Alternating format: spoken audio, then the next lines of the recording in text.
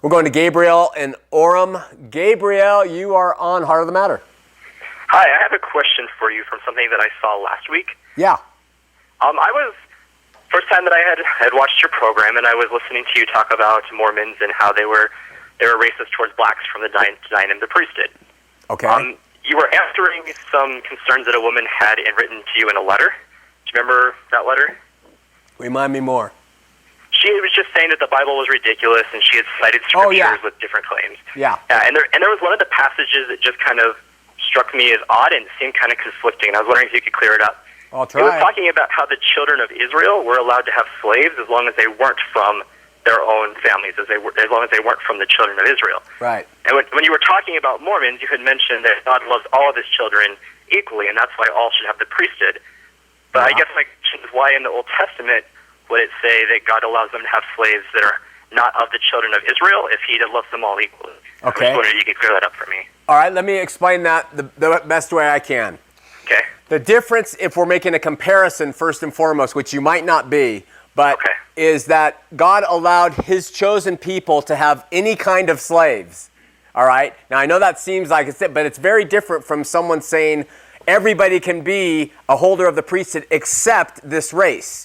Right. So the comparison is an apple and an orange, in my opinion. However, why would God even allow his children of Israel to have slaves? Why would he allow them to actually go in and wipe out entire villages, children, men, and women? He did. The Old Testament picture for God was his covenant people, and they were under law, and if they obeyed, they received blessings. If they disobeyed, they received cursings, and they were his.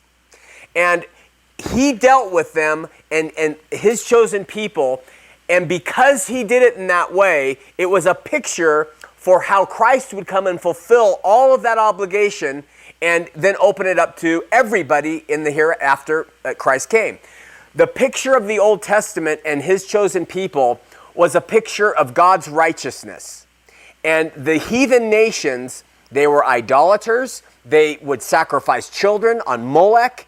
And so when God said, go in and you can take slaves from them, you can wipe them out, it was because they were godless. I know it's hard to see in sometimes, but they completely deserved God's wrath under the dispensation of law.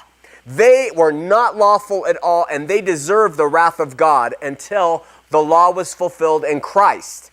When it was fulfilled in Christ, completely in love, done away with, the veil of the temple was ripped in two. God said, there's no more separation.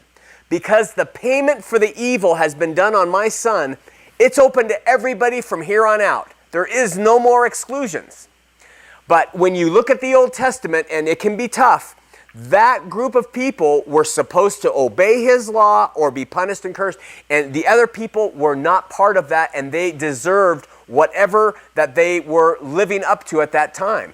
And I know it sounds harsh. It was harsh. The law is harsh. It's a taskmaster. So we are even more grateful that Jesus came and took upon himself and made it for us to say, thank you, because we couldn't have done it on our own. Does that help at all? It kind of does. I have a hard time believing that God would love his children more after Jesus Christ came. I believe that he would love them equally before and after Christ because they would always be his children. Yeah. So that for me is a little bit tough, but I'm not sure that there's actually going to be an answer that's going to fulfill that question for me. Let me clarify something that you're saying here. And this is a perspective that is often misunderstood by Christians too. Okay. We are not human beings, his children, by birth. We are his creations. Now, we are made in his image, but because we are born into a fallen world, we are just creatures. And we are separated from God completely because he is righteous and holy and good, and we are not. Now, we are his creations, and he does love all of his creations. But he was a God of wrath, of complete justice in the Old Testament and mercy.